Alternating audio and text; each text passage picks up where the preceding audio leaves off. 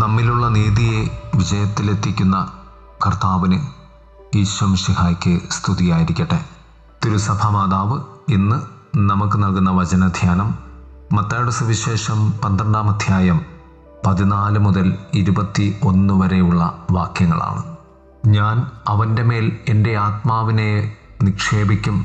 അവൻ ജാതികളോട് നീതിയെ ഘോഷിക്കും.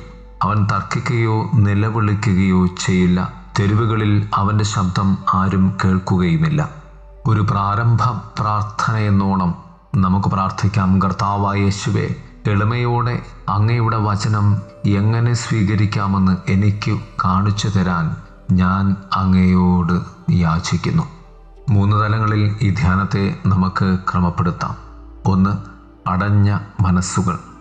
ഹെറോദോസിൻ്റെ ഭരണകാലത്ത് അവൻ ഒരു ശിശുവായിരുന്നപ്പോൾ ശക്തരായ ആളുകൾ യേശുവിനെ നശിപ്പിക്കാൻ പുറപ്പെട്ടിരുന്നു. ഈ സുവിശേഷത്തിൽ ഫരിസേയന്മാരാണ് അവരുടെ നിരന്തരമായ അഹങ്കാരത്തിലും സ്വയം പര്യാപ്തതയിലും അവനെ ഒരു ഭീഷണിയായി കണ്ടത്.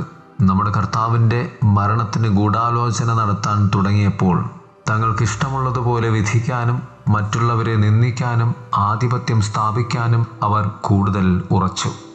അവരുടെ അഹങ്കാരം തങ്ങളുടെ രക്ഷകനെ തിരിച്ചറിയാനുള്ള എളിയ ജിജ്ഞാസയെയോ കഴിവിനെയോ തടഞ്ഞു. നമ്മൾ ഒന്നുകിൽ അവനോടൊപ്പമോ അവന് എതിരോ ആണ്.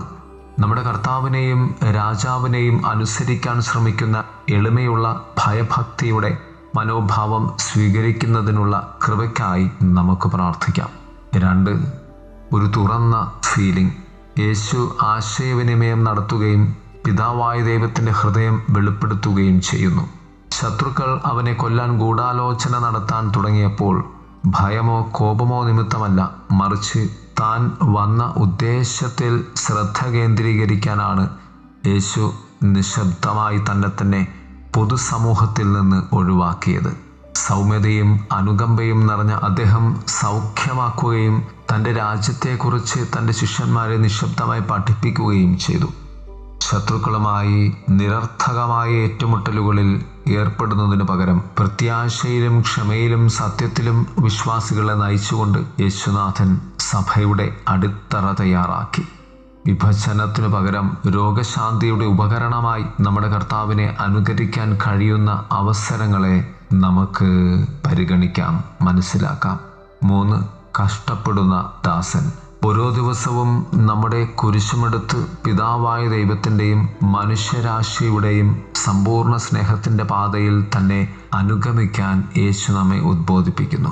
തൻ്റെ കുരിശെടുത്ത് എന്നെ അനുഗമിക്കാത്തവൻ എനിക്ക് യോഗ്യനല്ല. തൻ്റെ ജീവനെ കണ്ടെത്തുന്നവൻ അത് നഷ്ടപ്പെടുത്തും. എനിക്ക് വേണ്ടി സ്വന്തം ജീവൻ നഷ്ടപ്പെടുത്തുന്നവൻ അത് കണ്ടെത്തും എന്ന്.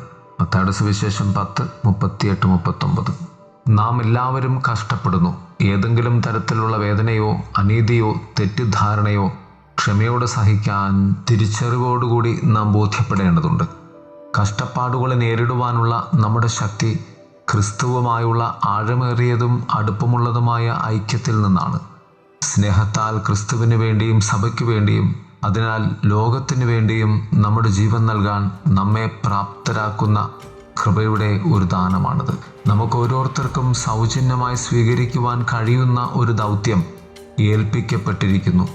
സേവിക്കുക എന്ന ദൗത്യവുമായി ദൈവത്തിൻ്റെ ദാസനാകുക, ദാസിയാകുക എന്ന വലിയ ഉത്തരവാദിത്വമാണത്. പ്രിയമുള്ളവരെ, ക്രിസ്തുവിനോട് ചേർന്ന് ക്രിസ്തു ദൗത്യം നമുക്ക് ജീവിക്കുവാൻ പരിശ്രമിക്കാം. ദൈവം നമ്മെ സമൃദ്ധമായി അനുഗ്രഹിക്കട്ടെ. ആമേൻ.